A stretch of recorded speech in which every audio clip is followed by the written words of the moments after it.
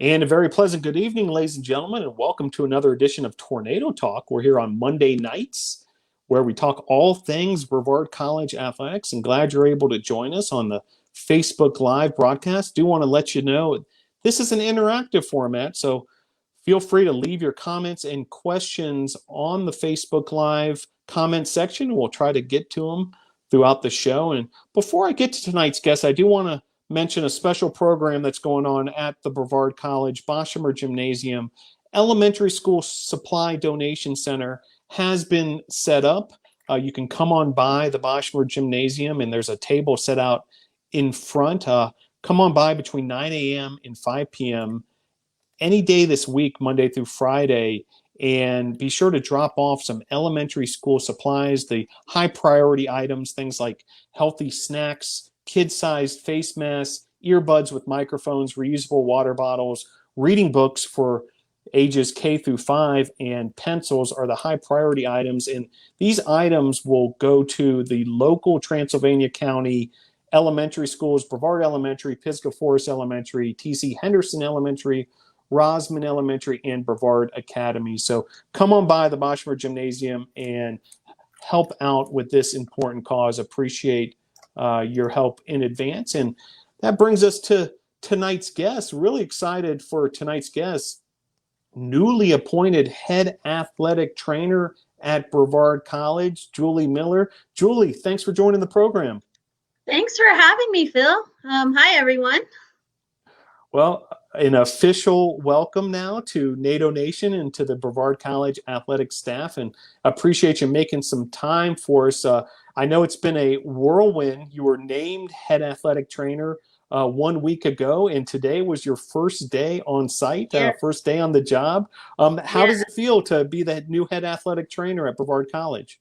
Oh, I am very, very excited about this opportunity. I can honestly say that this is something that I've been growing towards for my career, is just being able to kind of take the helm a little bit and hopefully guide some young professionals and care for some awesome student athletes, and make the Brevard College athletic training services just top notch for all the athletes out there. And I'm just super excited to bring my experience and knowledge, and hopefully we'll do a great job. Outstanding. Well, Julie will oversee the Tornadoes athletic training staff, will work closely with head team orthopedic surgeon Mark Lamel, Dr. Mark Lamel, and BC's contingent of team physicians and lead medical providers. Julie, day one on the job, were you able to get some things accomplished in your first 24 hours at Brevard College? Yeah, I was. As always, personally, I always have a little bit of IT issues. So unfortunately, I don't quite have my phone set up yet. But they assured me that will be coming. But I was able to kind of get in and get to see all of the important documents and get to go into our medical records and start to learn a little bit more about what's been going on at Brevard in the sports medicine department and athletic training with athletic training staff. And I've gotten acquainted with all of the staff. I haven't gotten to them yet, but we've been talking through email, and I met tons of people today, just getting to go around campus and HR and everything like that. So I was able to get a good bit done, I think. Very good. I know it's been a whirlwind, and appreciate you joining the show here on Tornado Talk. Well, would like listeners and viewers to get to know your background a little more and how you got into athletic training. Most recently, assistant professor of athletic training at Western Carolina. You spent several years at Bethel University, both as a professor and as an athletic trainer. And before that, Lambeth University in Tennessee. You hold a master's degree in physical education, health and wellness, and a bachelor's in physical education, both from Cumberland University, and you're working on your doctorate. You're a published researcher. Can we start here? When did you first realize you wanted to get into athletic training in the sports medicine field? Right. So I was very lucky to fall in love with this profession as a freshman in high school, actually. I was at a large 5A high school in Knoxville, Tennessee, Farragut High School, and we had a really amazing coaching staff and athletic director who kind of brought in students that had some interest to help out with teams. And I guess they maybe saw something in me that I kind of just naturally fell into it. And I was able to go to the Kramer summer camps at Vanderbilt and kind of learned the most basic aspects of athletic training. And I'd never looked back, to be honest. I never looked back. And so, I worked really hard through my high school career to be able to get a scholarship to, back in the day when they used to give scholarships to athletic training students. And I went to Cumberland University, like you said, and was able to have a really successful program there. And then went on to serve as a graduate assistant athletic trainer for them for 2 years. And there for a minute, I went ahead and got my licensure and thought, I think I would like to try this at the high school level.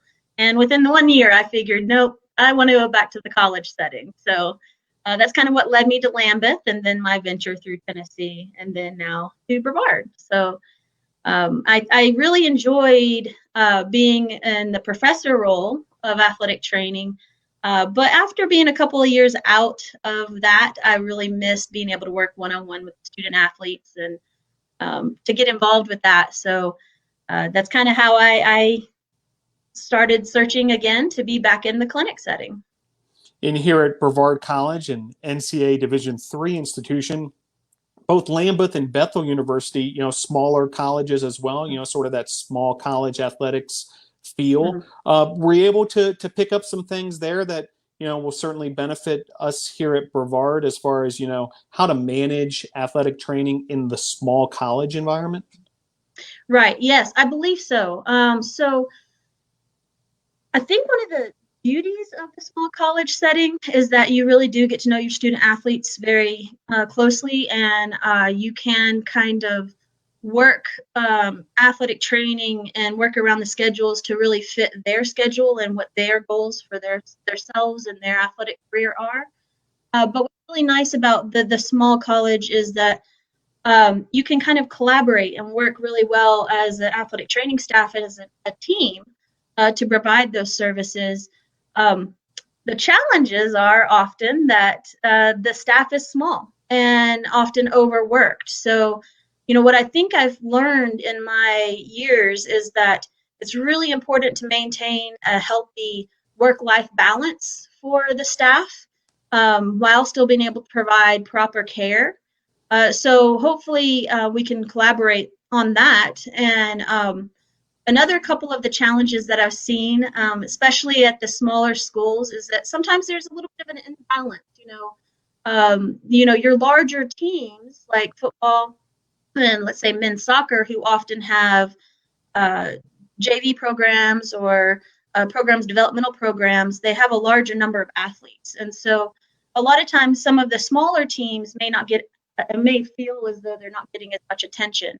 And so what I really find that you can do is you can navigate that by allowing for each of the athletes to have access to the services on an equal front. And, by creating different schedules, by being a little bit more flexible, you can do that. And I think one of the other beautiful things that I really like about the small college setting and why I enjoy being in that environment is just it feels a little bit more like a family. When you're in the larger schools, you may not see the same person every day, and you may see a brand new person every day.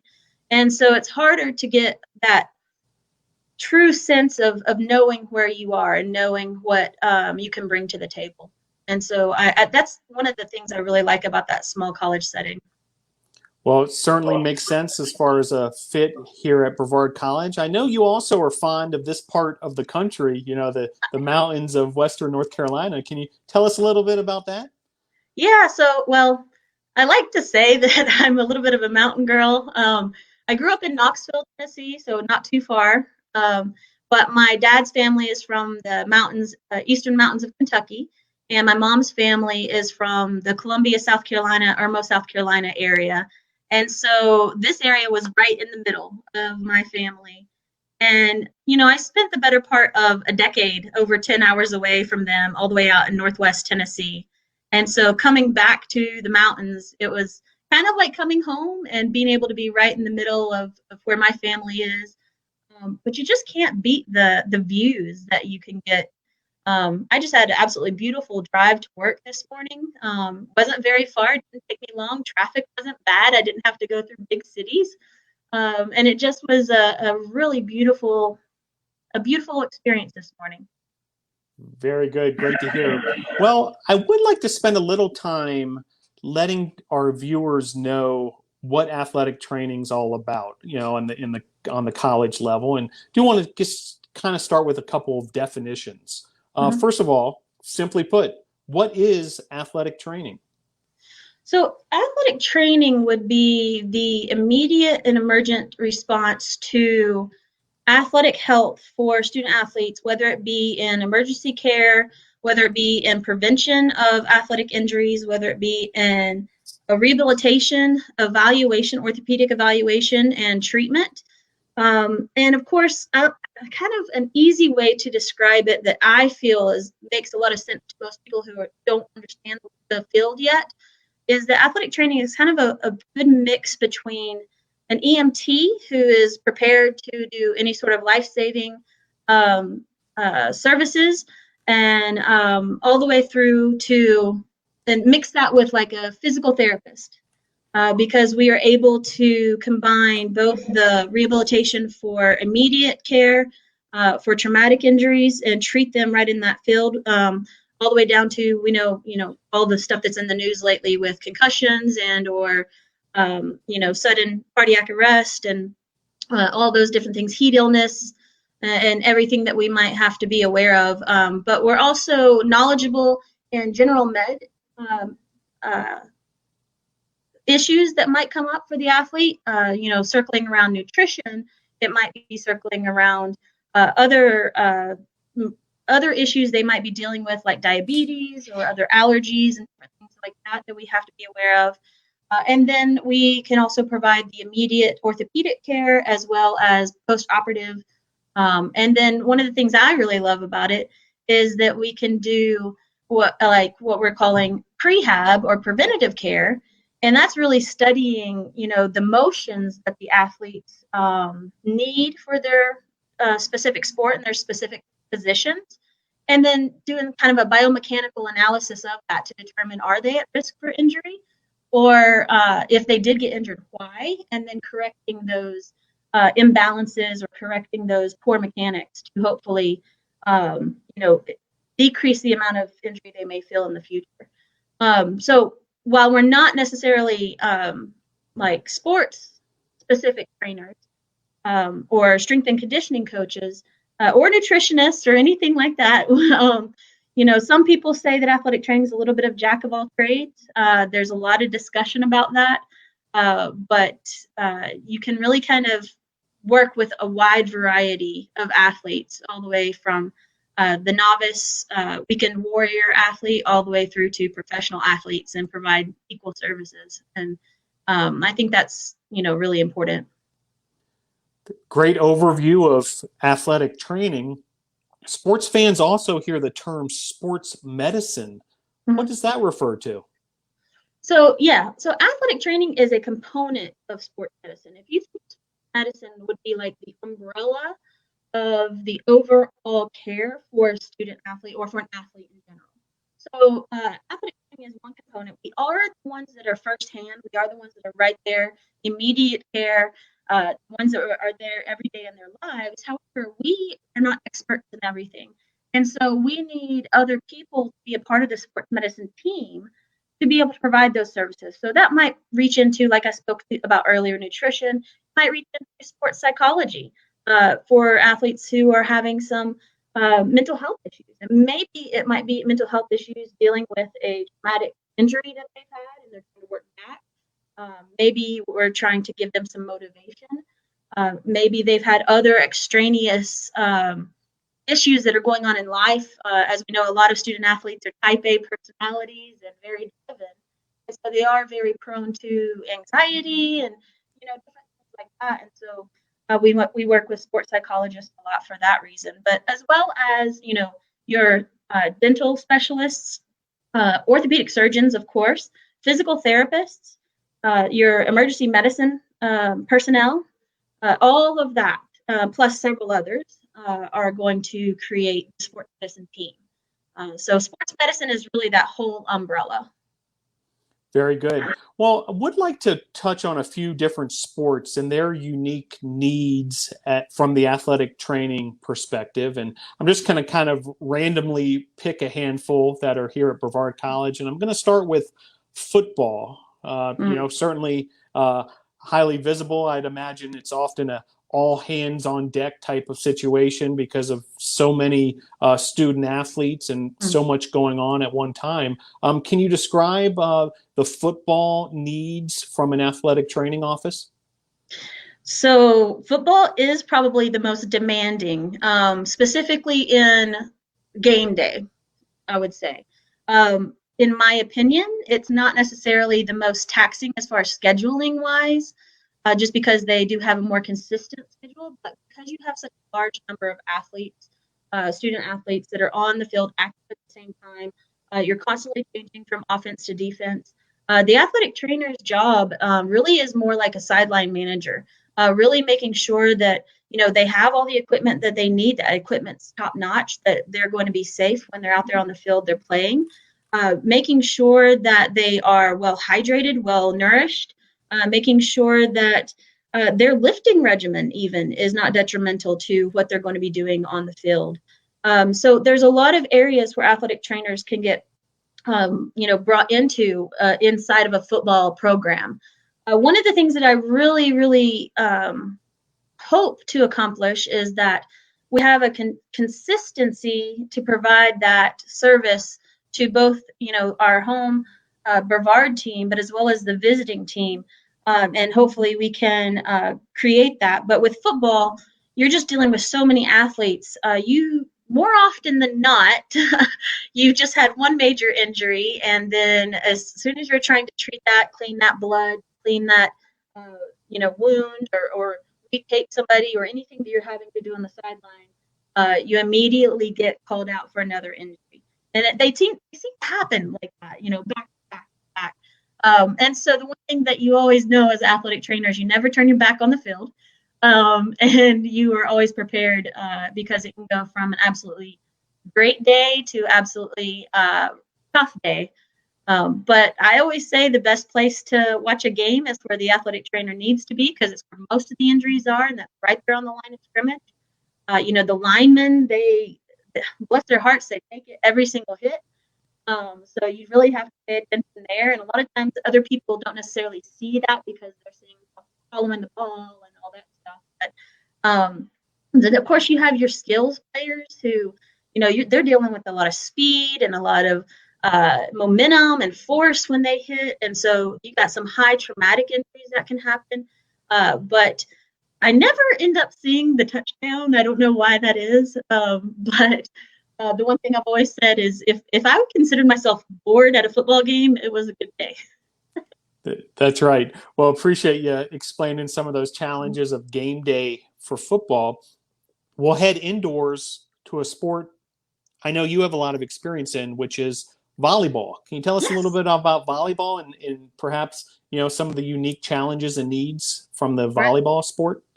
So volleyball is really interesting to me. I think it's one of the most fun sports to watch. A lot of people overlook it and everybody thinks shoulder, shoulder, shoulder, but volleyball is very high potential injuries in ankles. And then you have a lot of your diving injuries for your back row players. And what's interesting about volleyball is you have such a dynamic of athletes. They're jumping repetitive. The amount of jumps that they go through. I think they did a study at a previous school that I was at. And I want to say that in an average practice, they're jumping well over 300 to 400 times in just a practice because they're doing that. And then the repetition that comes through it.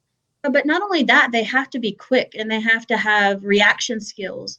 And so it really brings in that automatic muscle memory type of athleticism that they have to bring. And so a lot of the injuries we do see are overuse injuries, and a lot of times the athletes are kind of milking those along through the season. But we can have some pretty traumatic events. I've unfortunately seen athletes collide into, the side poles, or collide into each other, not seeing each other, those types of things. But most of the time, what we're seeing are shoulders and ankles. And basically, it's just about, keeping them aware of where they are on the court. But volleyball is quite interesting because it's so fast paced. And you don't have time. You're rotating six and sometimes a few more people in, and you don't have time in between when they rotate off. So as an athletic trainer, you have to be ready to treat, retape, to give them some sort of medical care within 30 seconds, maybe, oftentimes.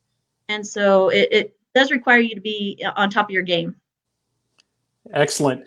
We'll stay indoors at the Boschberg Gymnasium. And basketball. Mm-hmm. Basketball, I really, really like. Obviously, it's a little bit more control because you only have 5 on the court at the time for your own team. Obviously you're hosting the other team as well. But look at that difference between your average point guard player and your number 5, your post player. Those are just such different body athletes, and the movements that are required for them are so varied. So most of the injuries, the big ugly thing that nobody likes to talk about, and knock on wood, are the ACLs that come along with it, because they're doing so much pivoting and so much twisting. And one of the things that's interesting is looking at the torque on the body, or the rotational forces on the body. And basketball really puts them to a challenge in that. But we're seeing a lot of other issues coming up in basketball. There seem to be a lot of student athletes, unfortunately, who are finding out that maybe they've had some cardiac issues that are very common in basketball, unfortunately. But those things can be seen in physicals and prepared for ahead of time, and then the student athlete can still participate and know that they're safe. But there are some unique challenges to basketball. But as an athletic trainer, it's so funny because you're thinking you're almost done, but then you get all those timeouts at the end, so that game gets stretched out, but that just makes it more exciting. Heading back outdoors, and I'm sure it comes with its own set of challenges, soccer. Soccer. Well, most played sport in the world, right? um, Soccer is again an interesting game. To me, it's an absolutely beautiful game. Getting to look at the different skill set that each position has. A defender has a completely different set of skills than a midfielder. The footwork and the skill that has to go on at the same time, that they need body strength and agility and the ability to hold their force. Unfortunately for women's soccer, a lot of the things we're seeing are similar to women's basketball. A lot of the knee injuries are very common. We see a lot of hamstring injuries with soccer and football. But both of those are not football, I'm sorry, soccer and basketball. But, what we see mostly with soccer is that they're just running so much that, I think they say an average game for a midfielder is no less than 7 miles. And so if you can think about that, 7 miles of interval running, not just, jogging. And so they really are challenged in that whole cardiorespiratory system. They really are some very, very in-shape athletes, and kind of have to be prepared for some athletes that are probably going to push themselves very hard. And sometimes you have to reel them back in and say, hey, your body's not quite ready for that. So, like preseason, for example, both with football and with soccer, this time when it's still so hot and humid, and people are still being acclimated to the weather, and especially since we didn't really have a spring this year, we're going to have a lot of athletes that are really going to have to work on making sure they're acclimatized and ready to participate at that top level.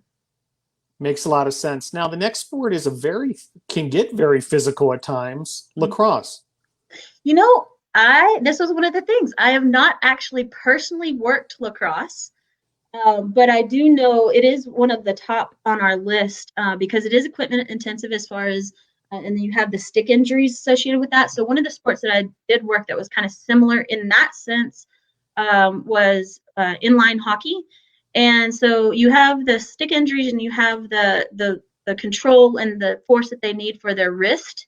And so that accuracy, but also one of the other issues that we have is the speed of the ball and the force of the ball that's coming along with that. So projectile forces and injuries, are can be very dangerous if the athlete is not prepared or not properly equipped. But And as far as the sport itself, I wish I could go some expertise to that. But this will be a first time for me on that one. sounds great. I'm sure you'll enjoy getting to know the sport. It's a great watch for fans, and I've had a lot of fun getting to know it for the first time in my career as well. The next sport, the first thing that comes to mind is elbows, and in fact, you hear the term tennis elbow from time to time. Can you tell us a little more about the sport of tennis? Sure. So for me, tennis is actually, I have a really, really great friend who is also, he was interested in sports medicine. He ended up going into coaching more, but he really taught me a lot about tennis and a lot about, control. One of the big things that builds to that tennis elbow issue is the fact that we're all kind of with the stick injuries, same thing, but we're dealing with racket force. And so the athlete is not only having to control their body, but their body is absorbing the force of the speed of that ball hitting that racket and creating vibration. And so a lot of people don't realize you have to actually measure and have the appropriate sized racket for that athlete to not develop those overuse injuries in the forearm and the wrist. But an interesting injury that I've seen a lot with tennis that gets overlooked are core and lower abdominal strains. And, if you have lower abdominal strains, you're using that for everything. If you need to stand up or sit down, get in and out of your car, just everyday life. So a lot of athletes, because if they have a really, really strong serve, a lot of times that lower abdomen can become injured. So we really try to focus on core with a lot of those athletes. And then if you add the racket on, you're just increasing that amount of force that's going through the body. The next two I'd like to take as a tandem. I think of elbows and once again, and also shoulders. You hear about the Tommy John surgery, a big part of the sport of baseball, but also would like you to take on softball at the same time, baseball and softball. Yeah. So, I mean, everybody knows about the Tommy Johns. It's interesting. I think it's probably one of the most studied sports, actually, because of the pitching and the throwing mechanism. That's one of the biggest components as athletic training education that we actually have to teach is the throwing mechanism and the throwing mechanics and what's required of the body and the full kinetic chain. So, they're not just throwing with their arm or their shoulder, they're throwing from their first step and that first hip moving forward, similar to like in boxing or MMA or something to that effect, where they're using that whole force. And so when any one of those components has just a slight tweak in it, that changes their full mechanics, and then that puts undue stress on the elbow, for example, which is a smaller joint and can't take as much stress. What's interesting about softball, because it is a different pitching mechanism, for distance and speed, those speeds are the exact same. They may not measure on the Radar the gun. speed radar. Thank you. They may not measure on that radar gun as the same as the pitch, but those forces are coming pretty much the same rate. And so then you have to again focus on that core and that rotation when you're talking about hitting. But what I have found with both baseball and softball is that usually it's a wonderful day at the park. But when there is an injury in either one of those sports, unfortunately, they are often very traumatic. Unfortunately, I've seen dislocated ankles. I've seen broken tibs. I've seen a second baseman and an outfielder collide. Both were, unconscious afterwards. So you do have to really pay attention at a baseball game, even though it seems like it's just a long afternoon at the park. But you do have a lot of interesting injuries that can come along.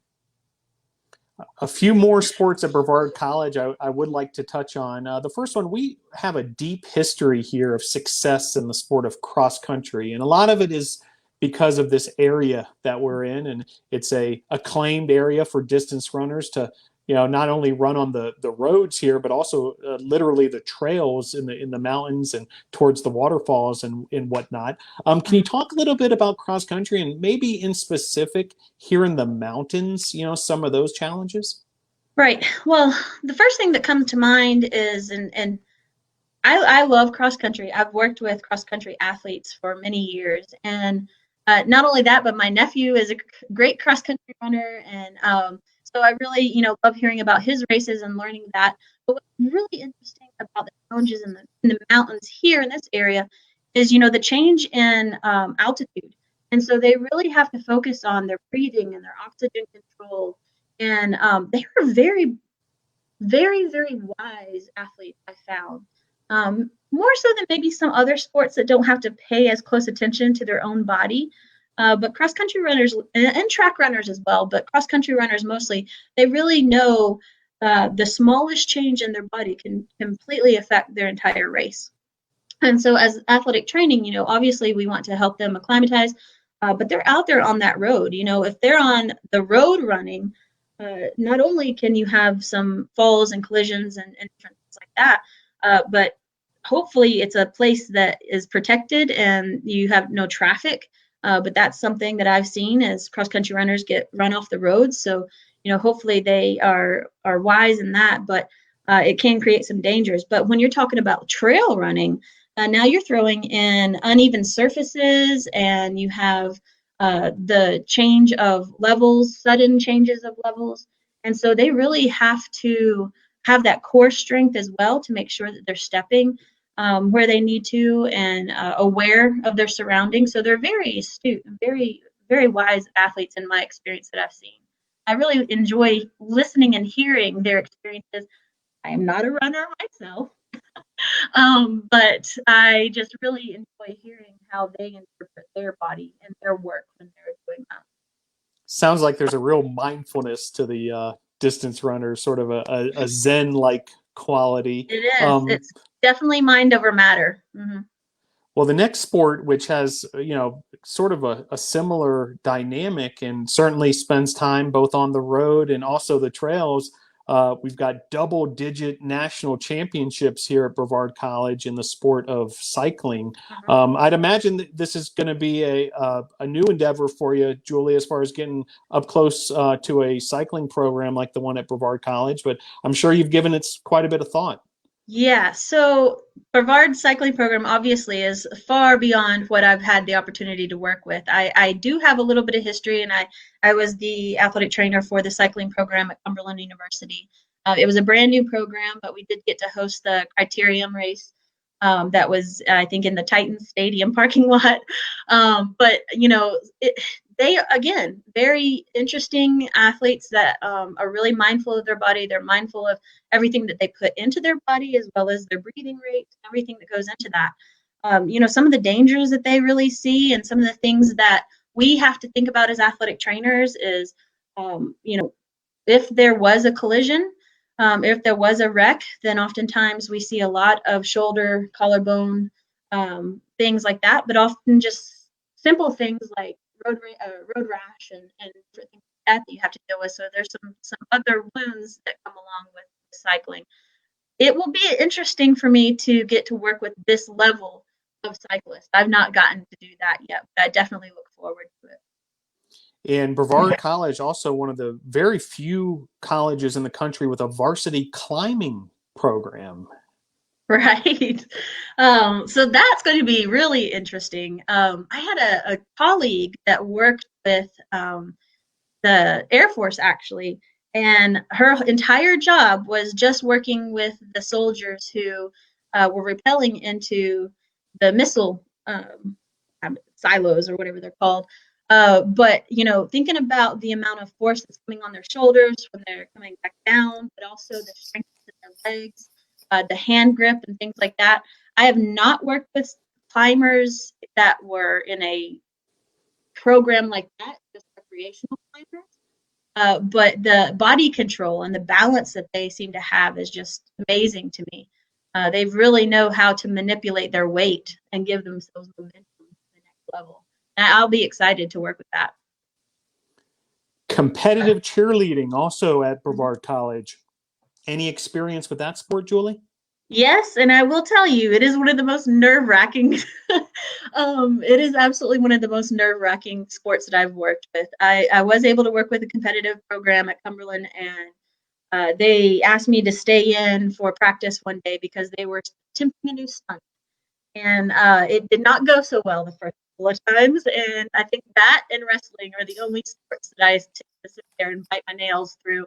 um, but keeps me on the edge. But I really enjoy it. Humbling, just the energy that they have, the ability to again manipulate their body weight and control and balance. It's interesting.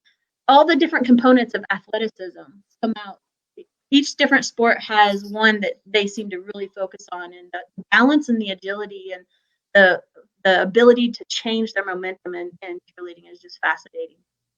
Well, appreciate that rundown. I think we hit pretty much every Brevard College varsity Oh, good. sport, and hopefully gave our viewers and listeners sort of a different perspective on each of the sports that the Mhm. Tornadoes are involved in. Now, if you come to the campus of Brevard College, you can't help but notice a major construction project nearing completion, which is the new field house at Mhm. Brevard College. And in addition to providing new locker rooms and also an athletic training space, it's also going to be the new exercise science locale for some of their classes in labs. And that leads me to my next question. With the exercise major, a strong one at Brevard College, for young students who might be tuning into this program and are interested in a career in athletic training, can you kind of talk about those different paths and why exercise science is a good place to start? Right. So exercise science really is the base of athletic training. If you don't understand the science of how oxygen gets to the muscles and the muscles or the nerves communicate to the muscles and the blood flow and the bodily function that happens during exercise, then you don't understand what goes wrong in an injury or what goes wrong when an athlete is uh, suffering from some sort of ailment. And even down to something as simple as if they have a cold, how is that going to affect their ability to uh, uh, manipulate and exchange oxygen and therefore create muscle function? So exercise science, and that is probably for me, a real basis of athletic training. It brings in nutrition, it brings in the science of the physics of the human body that they need, as well as the physics of the equipment. One of the most interesting lessons I ever learned was about the amount of force that a basketball shoe can withstand, which for a long time they were 4 times more than what the human body could withstand. That's why we've seen so many injuries. And so exercise science is an absolutely amazing major for somebody that's interested in going into athletic training. And it's really great because it gives you a well-rounded background going into the major. And then you could also take it if you wanted to go into something else further on, such as ergonometry or sports nutrition or anything like that. But for athletic training, it really covers everything. You have all your anatomy, you have all of your science, understand the background of the nutrition that comes with it. And so it well prepares students to go into the athletic training field. And fortunately, sorry, go ahead. Oh, please go ahead. Okay. I was just going to say, it's kind of right now, athletic training is in a transition. And so by 2022, all programs in the nation will have transitioned from an undergrad to a entry-level master's program. And so students that are either just now coming into school, they're kind of at a good time for that, because they will be able to, or students who maybe have been in school for a couple of years and they're in the exercise science program and they thought they wanted to go into an athletic training program. A lot of those schools are really going to be looking for well-prepared students to come in at the master's level. And then you're coming in and you're learning everything you need as an athletic trainer with only 2 years. So you really need to have that good background. Very good. Some great tips there for young students who may be interested in a career in athletic training. Just a couple more questions for you, Julie, before we let you go. You touched on it earlier, and I know it's a big focus of, when I talk to athletic trainers around the country, mental health in the college student athlete. That's so important in this day and age, and I know there's a lot of awareness that that's something that needs to be emphasized. Can you kind of give your perspective on the athletic trainer's role in that scenario? Absolutely. Athletic trainers should be the eyes and ears to be one of the first people to recognize a student athlete who might be suffering from a mental health crisis. And it doesn't have to be something major. It could be something small in their life. But also we have the ability to recognize small changes. And that's what happens. Somebody's having a mental health crisis. It's not always a huge dramatic change in their personality. It might be small things every day. It might be the change in their appearance. It might be the change in the amount of communication that they provide. It might be change in their interaction with teammates. And so athletic trainers are in a perfect spot to recognize those things very quickly and then appropriately refer those out. Our job is not to be the expert to be able to counsel them. We can be there to be a listening ear, but it's our job to be there to be able to refer them to the appropriate professional and expert that can help them. The same thing goes think about it. As a healthcare provider, we are mandatory reporters as well. So if somebody does have a mental health crisis, they are more than welcome to come to an athletic trainer because we have been trained in who and when to call and how to go through that process. And so hopefully, the Brevard student athletes will feel that they have the support that they need if they are having any sort of issues. But even sometimes it's just nice to know that, you might have an issue going on that's not very difficult, not very big. It's not going to affect your whole life, but you just have somebody that's willing to listen and actually genuinely cares about the whole person and not just what the athlete can do on the field. Because if they're not whole inside, they won't be able to perform outside. Very good. And lastly, I know in these highly unusual times, a global pandemic, COVID-19 happening throughout the world, certainly that is at the forefront on the minds of every athletic trainer across college athletics. And I know you talk a lot to your peers and colleagues. From the athletic training perspective, what do you see as the role of the athletic trainer when it comes to this COVID-19 situation? Well, speaking of mental health issues, we know that a lot of our student athletes are going to come in with some extra anxiety that's going on associated with that. Just the camaraderie and the team togetherness is going to change even. So there are some things that are naturally going to change. So hopefully we can be there to kind of calm those concerns for the student athletes. So that's going to be one thing that I think will be important. But really the role of the athletic trainer is to be prepared to recognize and also survey for signs and symptoms to immediately help to contain and refer an individual who might be showing symptoms. We have to start noticing symptoms before sometimes even the athlete recognizes that they're having them. If they're having shortness of breath when they normally can run for a certain amount of time, if they are sweating a lot faster, they're sitting flush. Maybe they're running a low-grade fever that we need to monitor. And so we really have to be aware of the signs and symptoms. And so it's going to be the athletic trainer's responsibility I don't want to put it in this way of a sense of we're going to be able to catch every single thing every single time, but we have to be prepared and ready to watch for those. The other side, and probably even the more important side, is it's going to be our duty to help educate and to help maintain sanitation that's required to help with germ transmission. We've always worked with the ugly side of a human life as far as having bacteria and germs and viruses that we have to deal with. Everybody used to talk about staph all the time. This is kind of the same realm. We have to be aware, constantly washing your hands, using appropriate protective equipment, make sure that there's no contamination. Being perfectly fine with wearing a mask so that what I'm breathing is not being transmitted to the student athlete. and allowing the student athlete to function as best as possible, knowing that they have clean and sanitized equipment, knowing that they have clean and sanitized access to the healthcare facility. And when they do potentially come into contact with the virus, then they have some people that are in the know that know where to send them and how to help them. So that's what I expect for the athletic trainer's role. But one of the biggest things is probably going to be just education around the whole community. Very good. Some very valuable information there, Julie. Appreciate all that. Before we let you go, any final words as far as your excitement to be here at Brevard College?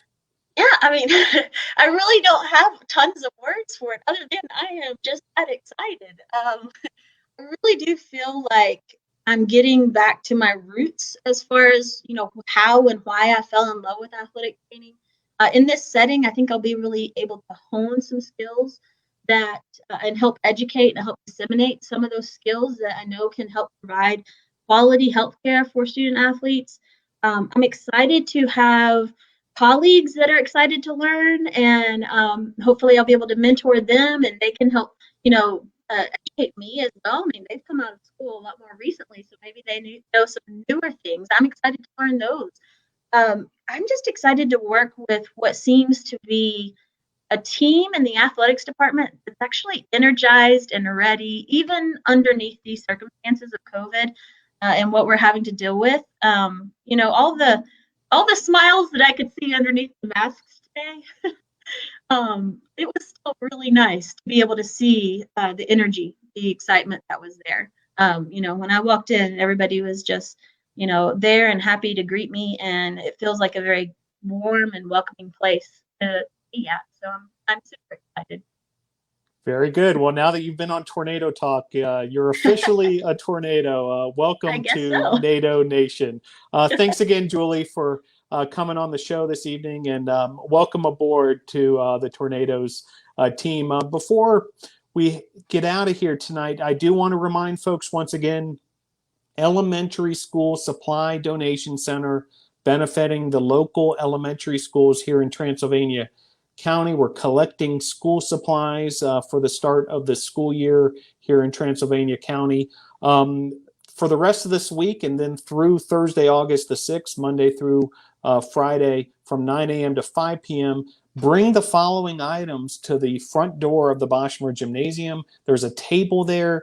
You leave the items. A athletic department staffer will bring the items safely into the donation center. And the items that the elementary schools are looking for: healthy snacks, kid-sized face masks, earbuds with microphones, reusable water bottles, reading books for K through 5, pencils, and then a little less priority but also useful, crayons, glue sticks, tissues, ruled paper, spiral notebooks, and markers. So appreciate everyone's help in advance. The Elementary School Supply Donation Center. If you want to learn more about the Tornadoes, be sure to go to the official website of Brevard College Athletics, www.bctornadoes.com, and be sure to follow the Tornadoes on social media, Instagram and Twitter at BC Tornadoes, and Facebook, YouTube, as well as the audio platform SoundCloud. Just follow Brevard College Tornadoes Athletics. And be sure, if you go to YouTube, to hit that little bell so you subscribe to the Tornadoes and you receive all the notifications when a new video drops. Once again, want to thank our guest, head athletic trainer Julie Miller. Thanks again, Julie. Thank you for having me. It was a great time. Very good. And I want to thank all of you for tuning in. We'll see you next Monday night for another edition of Tornado Talk. Go Tornadoes.